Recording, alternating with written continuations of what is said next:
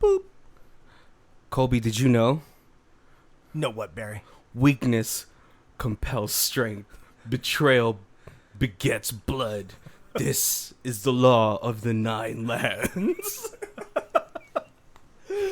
Man, this movie came out in 2009, so I still, I think only hardcore ninja fans will know where this is from. Oh, right. So all the ninja fans will know. Right, but if you've watched the last couple episodes, you know what movie we're doing. Right.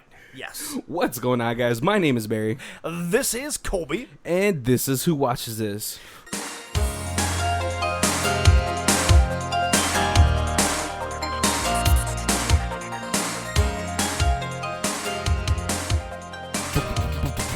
Boom, boom, theme music. What's going on, guys? Welcome to the last movie of Ninja Month. Yeah, this has been a fantastic month. I think we should expand it to like 3 months because There's so many ninja movies I haven't seen. I didn't even know. But quick flash to last week. Yes. We watched Ninja. Yes, we 2009. Yes, we did. And we noticed it had a sequel. Yes. And we had talked about watching it this week so we could talk about it. And I know you didn't. But you said it was a busy week for our other hobbies. It was actually a busy week. You said I'm gonna be so disappointed if it's him and the girl, and then they get married, and then the girl gets killed, and the whole movie is like a revenge movie. That's exactly what it was. See, it's just it's hard because like that's the only way they can fuel a sequel. Right? Yeah. Because he's already beaten the traitor ninja. Right. And he saved the school. Yeah. So where do you go, right? Right. But Kobe, just him and the girl, and then he bought her a fancy necklace, and some thieves broke into the house and killed her for it. All right, but is it worth the watch? It's a ninja movie. And it's lots of action. After that, and like we said, he's good. He's good action guy. Yeah. So lots of action. Yep. So good stuff. Like I said, all he has to do is expand, and he'll kill it. But no, this week we are talking about what has been helmed the best ninja movie by Kobe, who is a ninja connoisseur. Yes. He is the sommelier of ninja movies. We are talking about 2009's Ninja Assassin, directed by the Wachowski brothers and starred by Korean pop star Rain.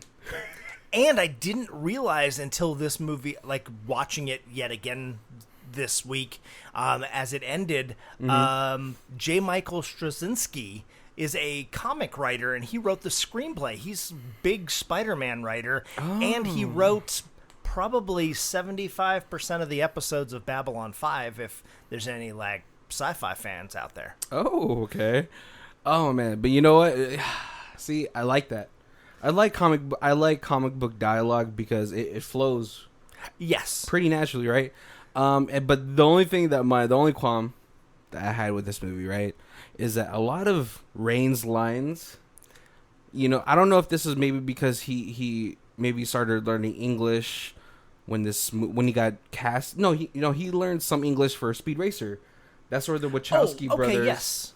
When he did the action scenes in Speed Racer, the Wachowski brothers liked him so much that they wanted to do a movie with him, right? And they're like, "Oh, Ninja Assassin, we've been having this on the dock for so long, right? But not having a star." But I felt like a lot of his dialogue felt kind of stiff. Yeah, and maybe it's because he's like you said, early into acting. His English isn't. Well, he's early into acting in America. Right. Yeah. Yes.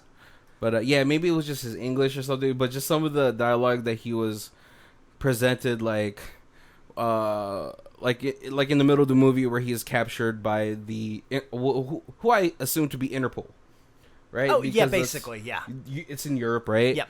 And when Mika brings him his gear, he's like, "Oh, Mika, I like you more and more." Yes. See, yeah. I feel like that in that scene, right? he could have been like, "Oh, Mika, you're just my type," something like that. Okay. Where you just switch up the words, Right. right? Yeah, like I feel yes, very very like on script. Like there's no improv, no putting his own inflections and stuff on there. It was like, this is what's written. This is what I'm gonna say. Yeah. Well, no, I feel like that what he had said was written. Yeah. Yeah. But I feel like, you know, if you I don't know, maybe if he just spent some time talking to him, the writer, right, then he could write his dialogue to where it fits his English capabilities. Yes. Yeah. Right? No. Exactly.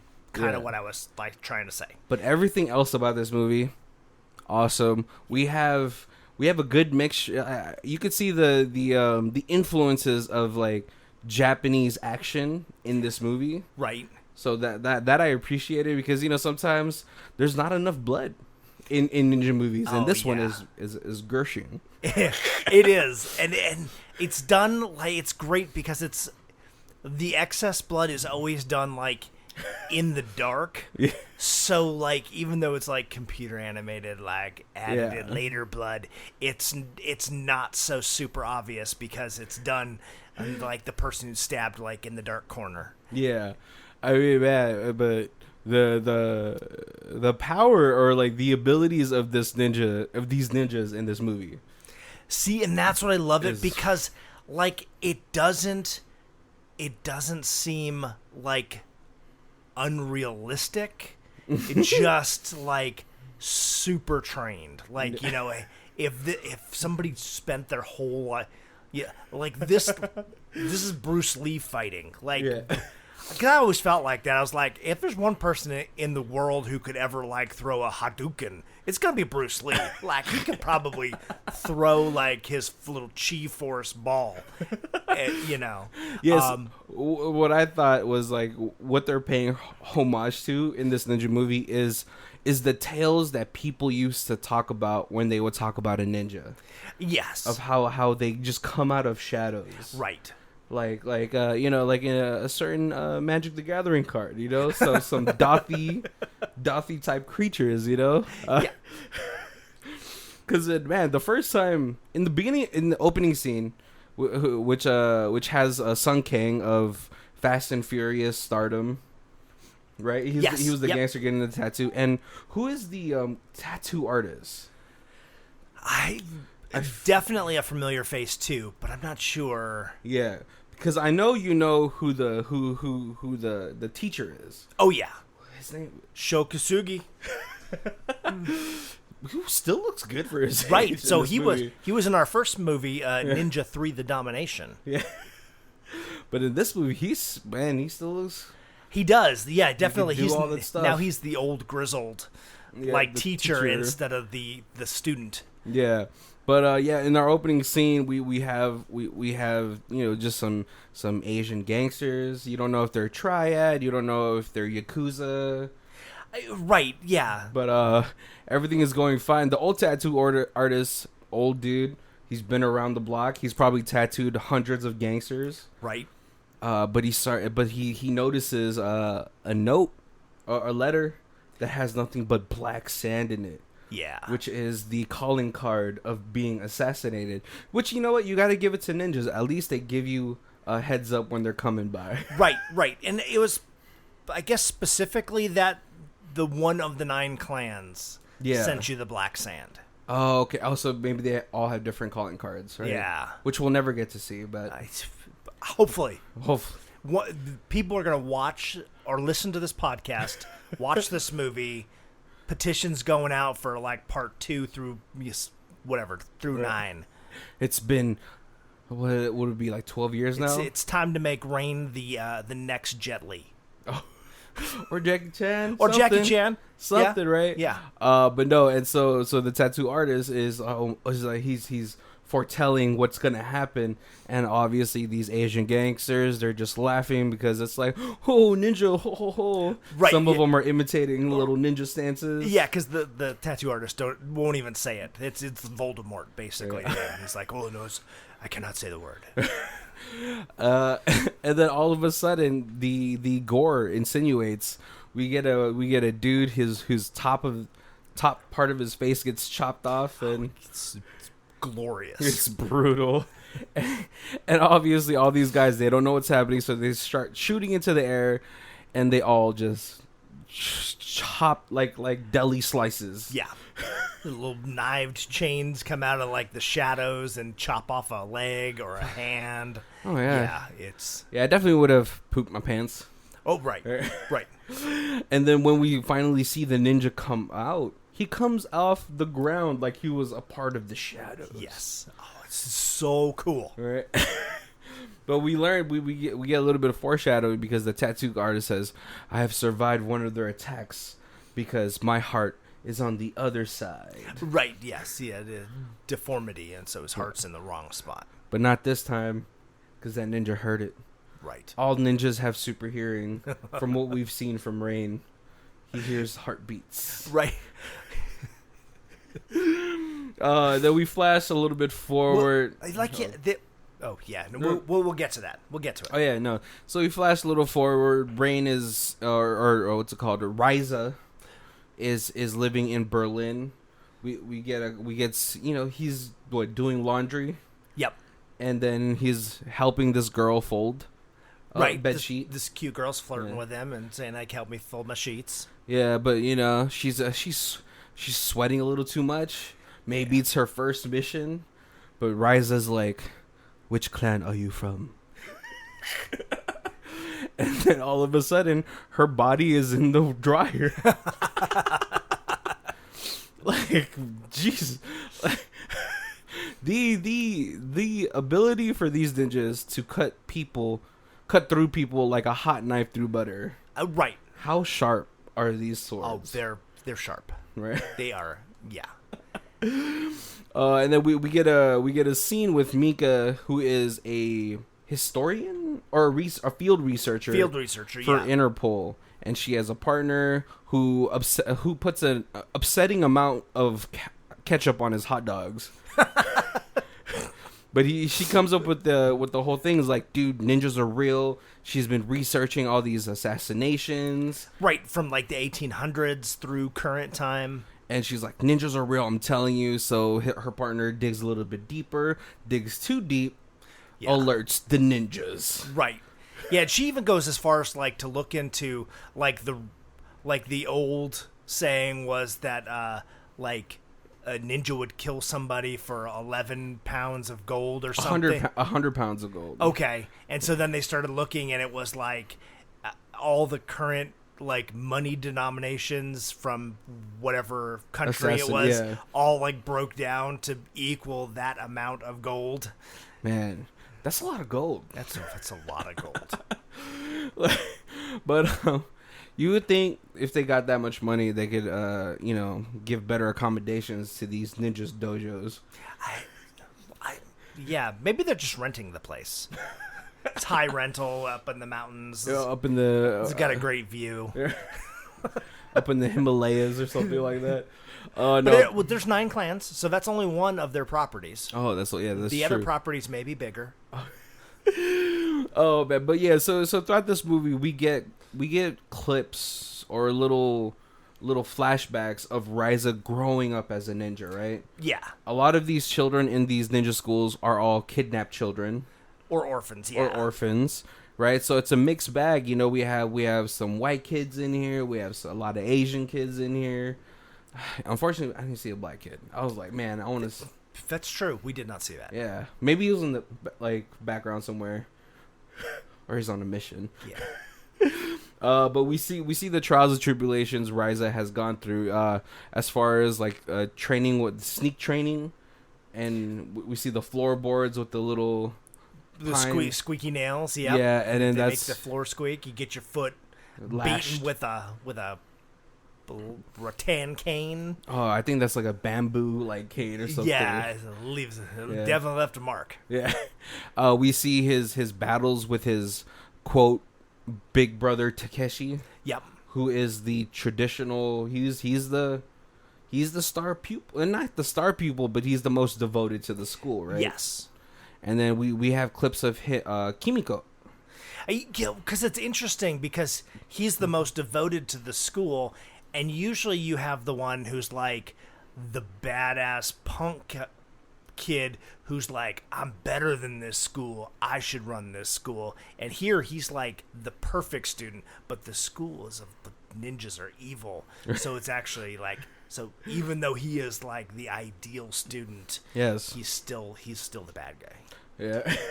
Well, yeah, because his teacher, what is his name? Like Onzo.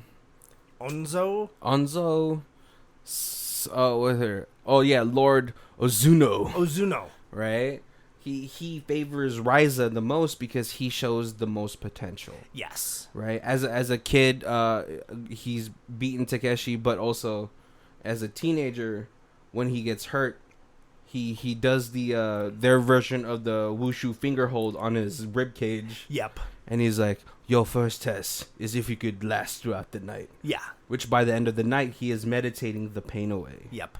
So he is impressive. Yeah. And what we do see, one of the skills that these ninjas have displayed is Lord Ozuno cuts himself right on the palm, and with some Jedi healing techniques. Yes. And some Japanese. Yes, and they said that that specific clan, that's their their special power. Special.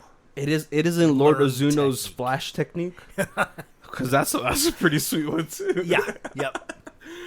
Oh man, and so Ryza throughout his years growing up in the ninja monastery has shown time and time again of his unlimited potential. Right. His well that runs so deep that you don't know where it stops. Right. And even when he's had like the girl who tries to run away, yeah, he's like, I love you, but I can't come with you because I belong here in the school. Yeah, he's like, this is my world. Yes. Right? Because Kimiko her name is it's Kiriko.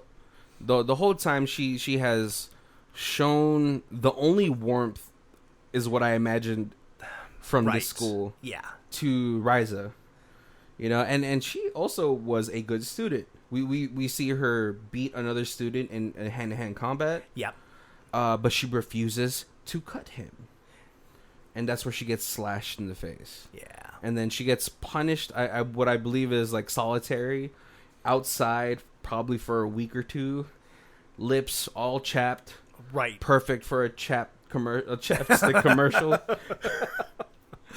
But one day, yeah, she decides like, this is too much. I don't want to live like this. You know, I don't want to hurt the people I grew up with. Right. And she decides to run away. And she that seductress tries to seduce Ryza. But he's like, because no. he follows her out to the wall, and Yeah. so she's just, I think, assuming he's gonna come with her. Yeah. And she tried, and he was like, no, I can't. This is my home. Yeah. And then she puts on the little palm claws and climbs up the wall. Oh, you like those, didn't you? I did. I love so many different weapons that they used. Oh, right. But unfortunately, she doesn't get too far away, and then she gets killed. Yep. In at the daylight when the day turns, and she gets stabbed by Takeshi. So we jump. So as that's all going on, we realize Mika has been digging deeper, and she finds one of these old Russian spies who had been digging into the ninja clans. Right. Yeah.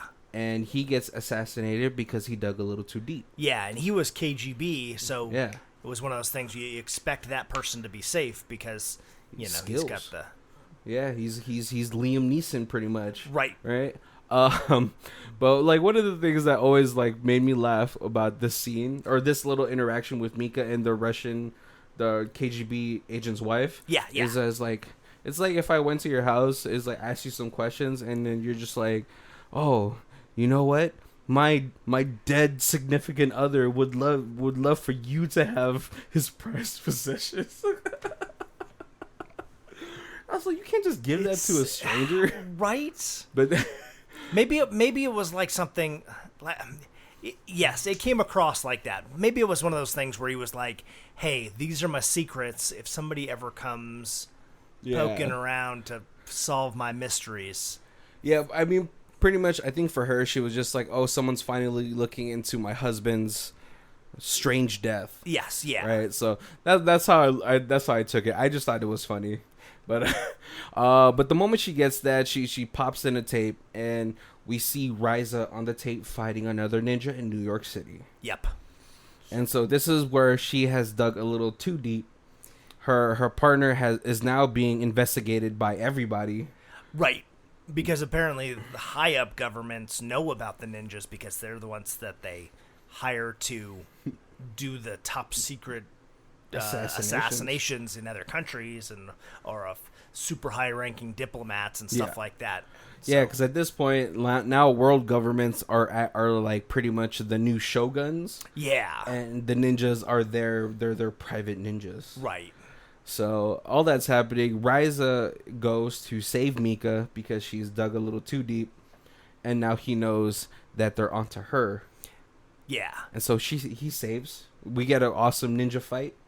Right. That's very cool too. Right. And man, I'm just saying, whenever Ryza knocks some dude into a wall, their head just goes splat like a grape. So as they're getting away, Mika gets convinced by her partner to meet them at the usual place. Right. But it's actually just a trap to trap Ryza, and they go into this underground warehouse, possibly to interrogate Ryza, right? Yeah. Man. Because now this is the only ninja that they've actually Captured. Yeah, that they even know that really exists. Yeah. And so they're like, we gotta pump him for as much information as we can to prove that ninjas are real, and then we can kind of go after the full ninja organizations. Yeah. But unfortunately, like xenomorphs, the ninjas are all over this. That was so cool too. It is terrifying. I was like, but it totally reminded me of Alien. Yeah. Right? Yeah. Yeah, if you were like, hey, this is the same director as Alien, I would have been like, oh, okay. Yes, Yep, I can see that. Scott Ridley. And man, these ninjas are just slaughtering these Interpol agents. Just left and right. This is where we get one of probably the most longest action scene in this movie, I believe. Yeah. Right? Because now Mika has helped Ryza escape. But he's like, go upstairs, go to the car, and I'll find you. Right. And man, he's trying to rip through ninjas. But I like that he's getting hurt in the process. Right, yes. You know, because all these ninjas are trained as much as he is. Well, see, yeah, not as much. They're not as badass as him, but... No, well, they don't have his potential. Right. Right? But yeah, so we get this huge warehouse ninja fight. Mika has to escape because a ninja is onto her now. And man, it is so the whole sequence for this movie is really awesome. Yeah. But no, Ryza finally gets outside. He's on one of those weird European roundabouts. Fights Takeshi. Takeshi gets hit by a car, and that's how he's able to escape. Right. Yep.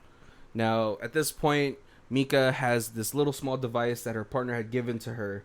So she pops it, puts it in Ryza's body, which we don't know right now, because Ryza has told us that Mika is the only way that she can get back to Lord Ozuno. Yes. And so he allows himself to be captured by the ninjas because Mika has put a tracking device inside of him. Yeah. Because he's basically unconscious and meditating to heal his wounds. Yeah. But like while he's getting transported in this box, it looks like he's doing the hand signals. Oh, he is totally doing the hand signals. Right? And you start to see his body close up like a great value Wolverine. Yes. Some slow motion Deadpool. Yeah. At least he doesn't get that baby hand.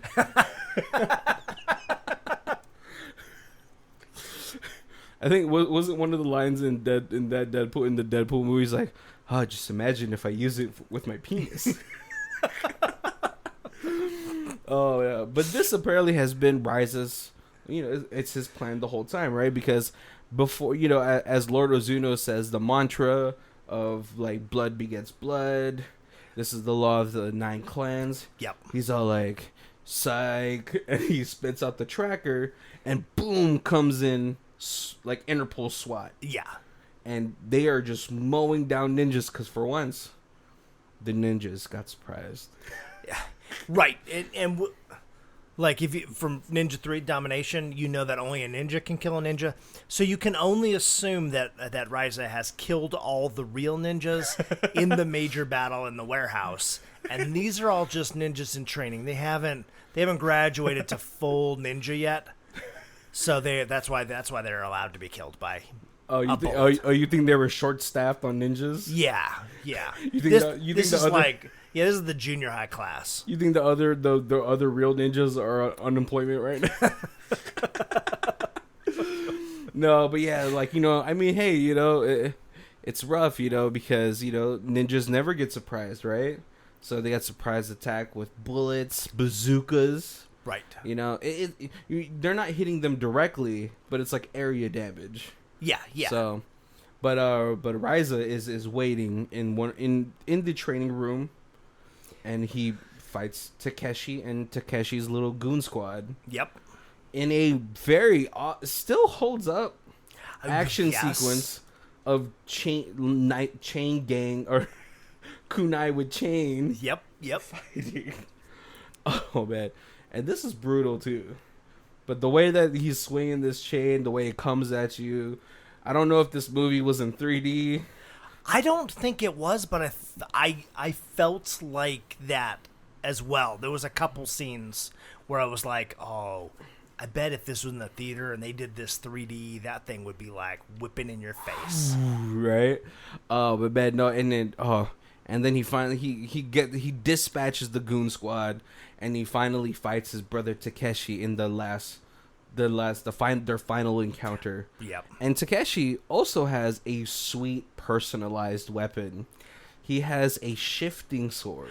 Yeah, that's a very interesting. I've never seen that before this movie. Well, it was created for this movie. Oh, see, that's pretty little sweet tidbit right there, right? Yeah. No, but man, he gets wrecked. He does, yeah. He gets wrecked after Ryza, after he not patronizes, but antagonizates Ryza. Right. After he tells him, "How did it feel when you heard your little girlfriend scream when I stabbed her?" Yeah. And I was like, man, is there a secret innuendo there? Did he do it with her? I don't know, but yeah, that's when Ryza goes like Super Saiyan. But right after that, he goes to face Lord Ozuno, who he's at this point he's a ninja sage, right? Because he does that little thing where he come out of the darkness for a little bit. You see a little silhouette of the face, and then he disappears into the shadows. Like, yeah. So cool. And so is it like for this final battle scene with Lord Ozuno, is this how you felt like ninja battles go? Oh, yes. Right? Yeah. Yeah. Man, because at this point, Ryza has never seen Lord Ozuno go full ninja sage. Right. Yeah, you just have to assume like that he's badass. Yeah. Right? But Lord Ozuno explains that Ryza was always his favorite because of his bottomless well of potential. Yeah. And that he was going to take over the school after he had passed away. Right. He's the one child that he saw as like his son. Right. Do you think like when ninjas die, like naturally they just like disappear into the force? The ninja force? Or like they just go into the shadow and then just like the clothes just fall like but the clothes might not even just fall. They just back into the shadow and then they're just gone. Yeah, but man, we have a super awesome ninja fight. It's really hard to describe it. It's like one of those action sequences that you just have to watch. Right, and it's like they're the old like Japanese like paper.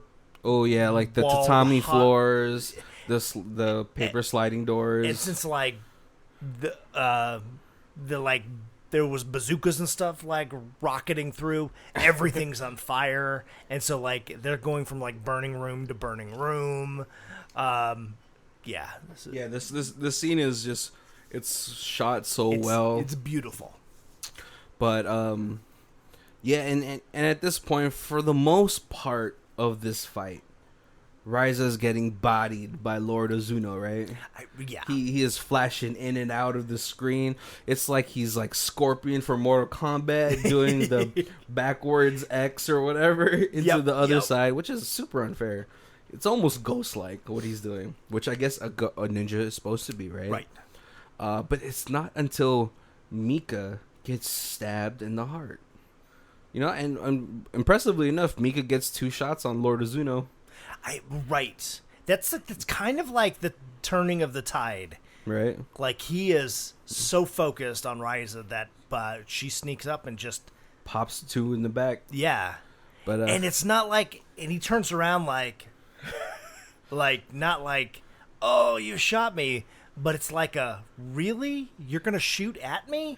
And then his whole attention is like focused on her. Yeah. Which then, gives Ryza like chance to regain his focus. Well, this is where he goes Super Saiyan 2. Yep. Right? Because then out of nowhere, he fully understands Lord Ozuno's technique. Yeah. And he's able to, because he's 40 years younger, he's able to go way faster than him. Right. And just, slashing him left, right, and then finally right down between the collarbone, and then push back like he was gonna cut a whole bunch of paper. It was like he was pulling the ribs out of a pig. Somebody's having some barbecue tonight. And and then this is where we find out, that Mika's still alive because Ryza can hear her heartbeat. Yep. And we end up with the movie with Ryza going to the wall where what's her name, Kimiko or Kiriko? Yeah. Where Kiriko went over with her little claws, and he looks over the mountainscape, and then smiles. Yeah. Movie done. Credits roll. Kobe, what are like some of the things that you knew you had to talk about? We didn't even talk about Chinese stars. Oh, like the throwing stars. They shoot throwing stars, like a little stack of them in their hand, and they shoot it like they're shooting a machine gun. They're just like from out of the shadows, just 100 stars come and just Oh, in the warehouse scene, right? And then when she gets in the car and she starts driving away, and then just hitting the car, like the hood of the car's got 75 stars stuck in it. Yeah, that was brutal. I was like, man, I don't know how that car was still functional by the time she got to Ryza. Right. Yeah, and that whole warehouse scene, like after that, like as they're throwing the stars, he's like hardcore, like parkouring it out of the warehouse. Yeah. Yeah, it just shows. It's funny enough though, because he is not landing any of these hits. But he's injured, so he gets a pass, right? Yeah. One of the moments I did skip though, right? I forgot. It's a lot to encompass. A lot of these flashbacks going back and forth, but it's when he finally decides to betray Lord Ozuno. Oh, right. Oh, we did. We just skipped that. Yeah. Yeah, my fault. But that had to be like my favorite scene for Rain, because as he's like fighting this huge Scottish or Russian guy. Yeah. I think it's Russian. Sorry, Scotland.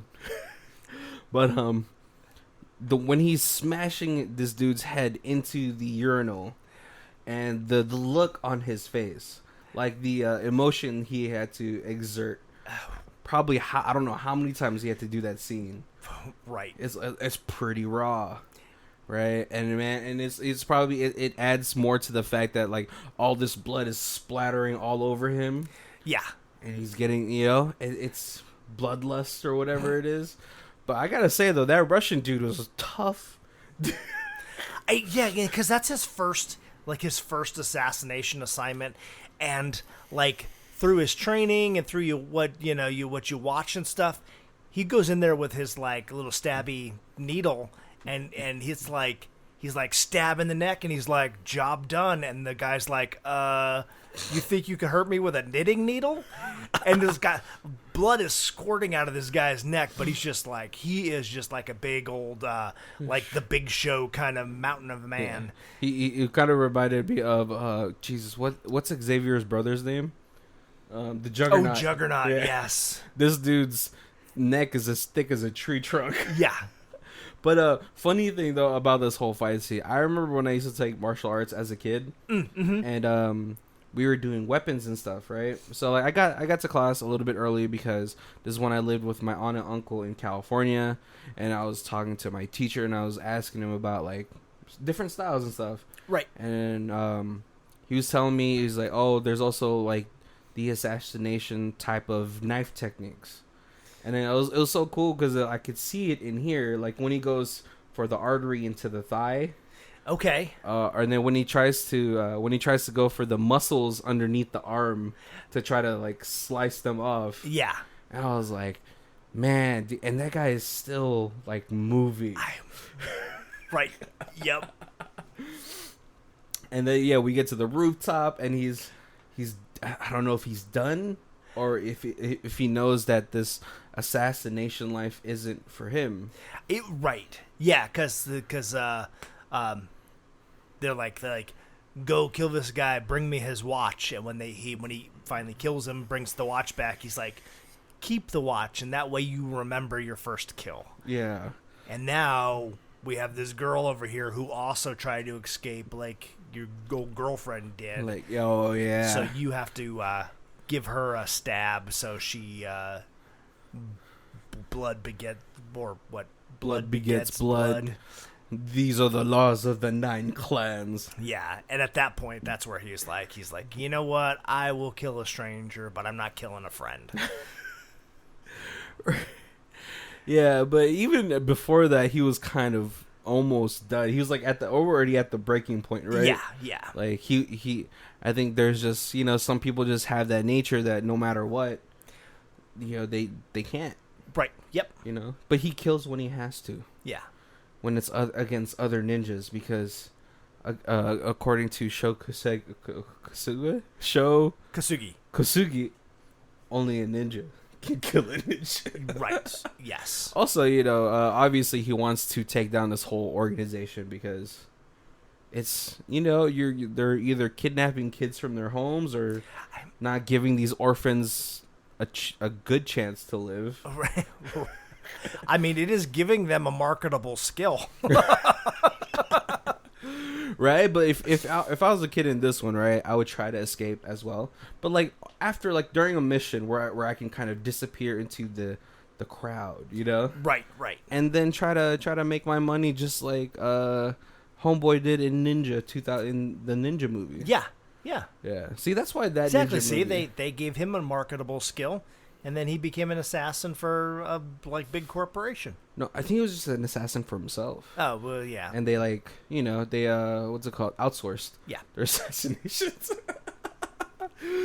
How did you feel about you obviously you've watched a whole bunch of ninja movies from the 80s, some of the 90s, right? But how did you feel for Ninja as an assassin? Did you feel like he was like believable? Oh yeah, no. This is what you want a ninja movie to be. Like they have the ninja uniforms, and they're not trying to put anything like shoulder pads or spikes, or they're not becoming Shredder from the Turtles. This is like classic ninja. Definitely follows like that elite ninja training. Like you watch like the Octagon Chuck Norris movie with ninjas, and they make the joke. They're like, hey, this ninja's got to pull the bowstring back for 6 months before they even let him see an arrow, and like it's like they kind of in here they're like everybody has to live 1 year with missing 1 cent or 1 cent. 1 cent.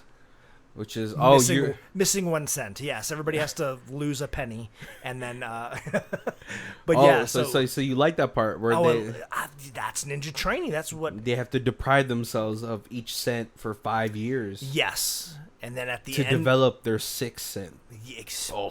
Right, right. Oh man, and in the end, yeah, I mean, like I said. My brain has to say that those were the ninjas in training, and that's how come they could just get mowed down by bullets. Because, only a ninja can kill a ninja. It's... Oh, man. Yeah, I also would have thought, right, is that, like, for, like, Rise's class, who I believe... Oh, and I guess Takeshi was older.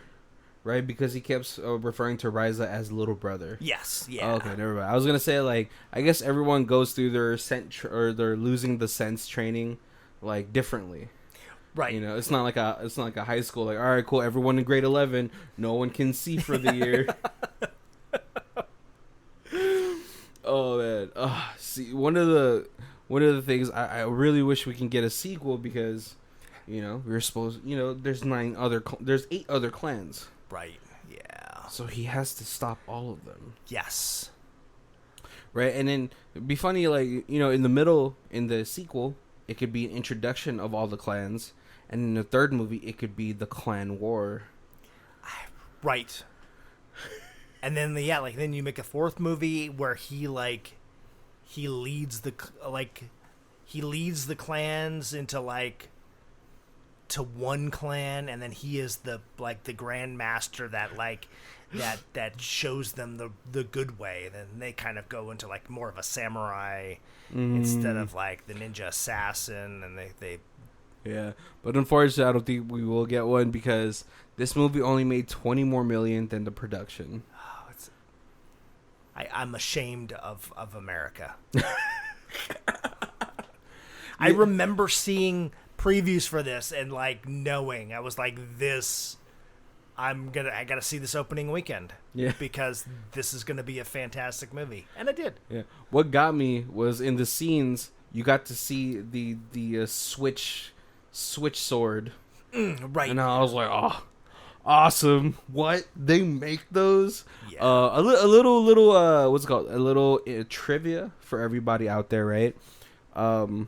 This what's it called? The person who plays the younger version of Ryza was actually one of Rain, the main character, one of his idols that was under his agency at the time. Oh, okay. Yeah, the one who played him in as a teenager, it was one of his pop stars that he had trained and all that stuff. I didn't when I first saw this, I didn't know he was like a pop star. So like this time when I watched it and they make the joke where like the Interpol guy, he's all like tied up and the Interpol guy's like, he didn't look so tough. He's this badass ninja. He looks like he should be in a boy band. And I was like, I get that now. Oh, all right. Well, let's go to our new segment. If this is the first time you guys are joining us, or if you're a long time listener, we started a new segment where we would read Amazon reviews. Yes. Right. So Kobe, it's gonna be hard because there can only be 5s on this one. I don't know. Well, no, we have some weird freak put a No, we have gave to this do only a 4. I don't know what that is. We have to do the 1-star stuff too, right? So Kobe, did you want to read our 1-star review? Yeah. So Adam Jones said 1 star. I want my 2 hours back. This movie is really, really terrible. I saw it before moving to South Korea, before I ever heard of Rain, and it does nothing to make the venerated Korean celebrity look good. Having watched this in theaters in the U.S. and then watched really good Korean movies in Korea, I must say this film does a major disservice to the blossoming Korean movie industry by being a terrible example of Korean film exports. Waste of time and waste of money. If they had spent a fraction of the budget they blew on fake blood, on acting, on hiring actual scriptwriters to create a plot, it might have been slightly watchable. As it is, this is a gory schlock fest with no redeeming qualities. Wait, you know what, Adam? I don't think you know good movies. I'm not sure which movie Adam watched. Adam must be queasy. He must get queasy. He's, that's why he doesn't eat red meat. He's like, oh, no blood. Yeah, see, as far as people like Adam, if you're coming into a movie, especially when it's titled Ninja Assassin, you got to set your expectations at a different bar. Right. Yes. Right? When you think about this movie, I was like, all right, you have a list of things that you want to happen, all right? You want to see cool ninja shit. Right. There was a lot of. Right? You want to see blood. Which there was a lot of. Cool ninja kills. Which there was a lot of. Those are like the things that you should be looking for. Yeah. In movies. I feel like a lot of cinephiles are hard on specific movies. When you have your expectation, like, this isn't going to be the King's Speech. Right. Like, I love the entertainment value of the Fast and the Furious chain. I'm not expecting any of those to win an award. Right.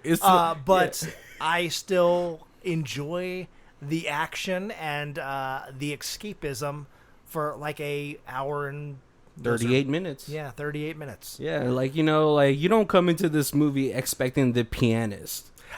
Yes, right, exactly. Because those movies, which obviously are great, obviously because they've won awards and all that stuff, it's mentally exhausting.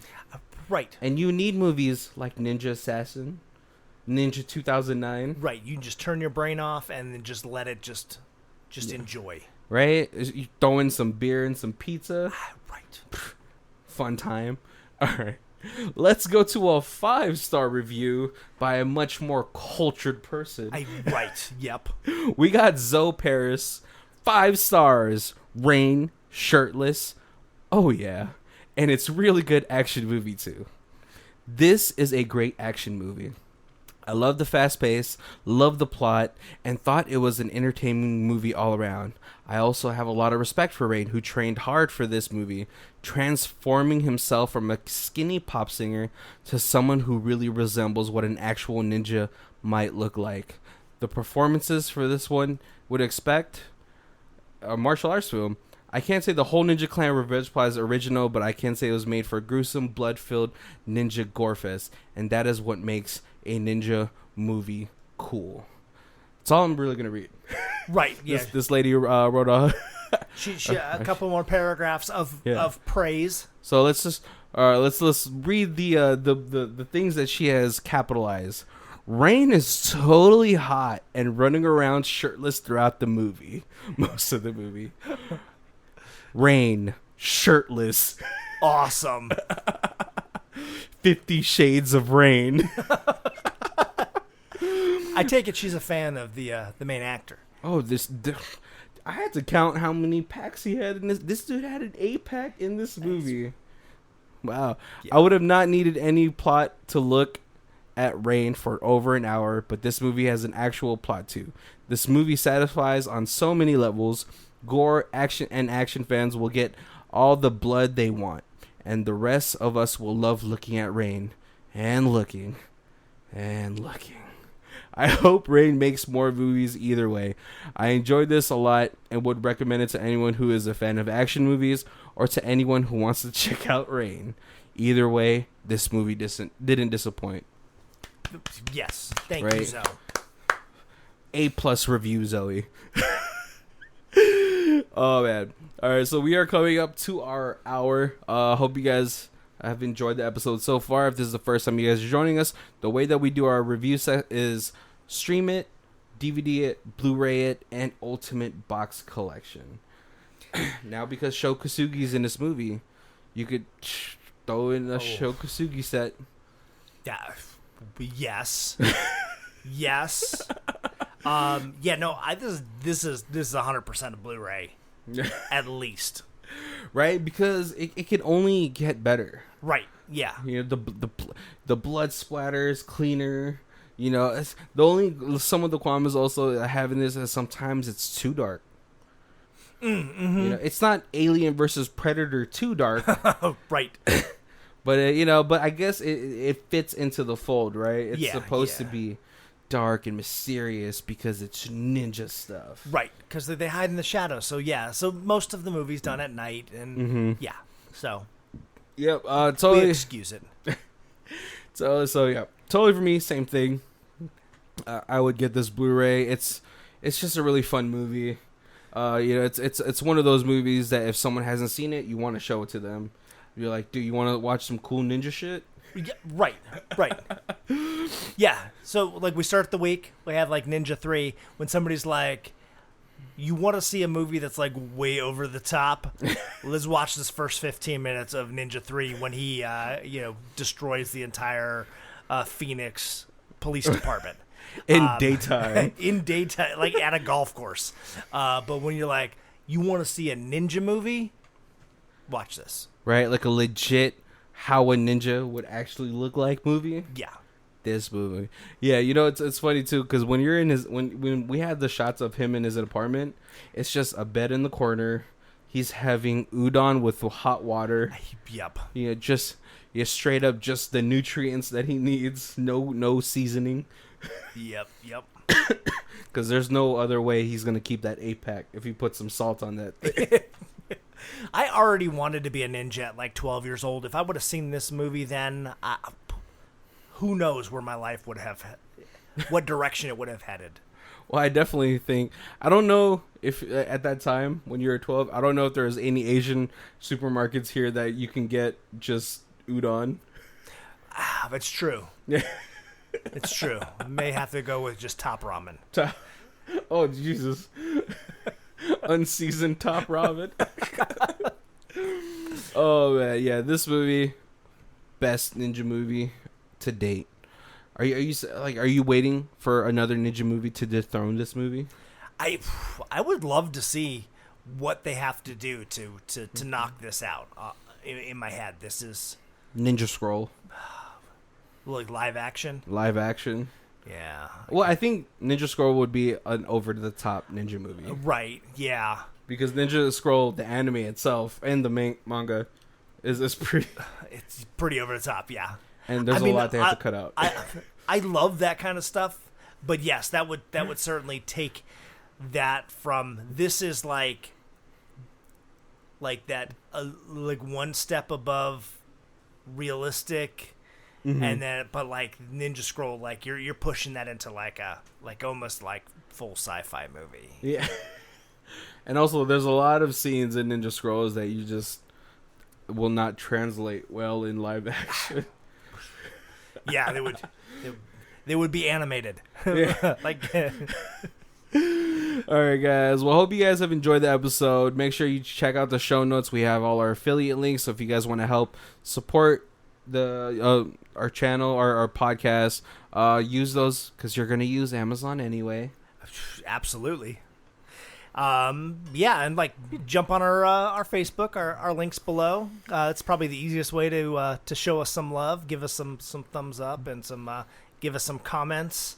If you want us to make ninjas a repeating like yearly, every year we do 4 ninja movies, I would love you forever. But if you hate ninjas, then I mean, we'll ignore your comments, but we still appreciate you putting them there. Oh man. But yeah, just definitely like, show us a little love.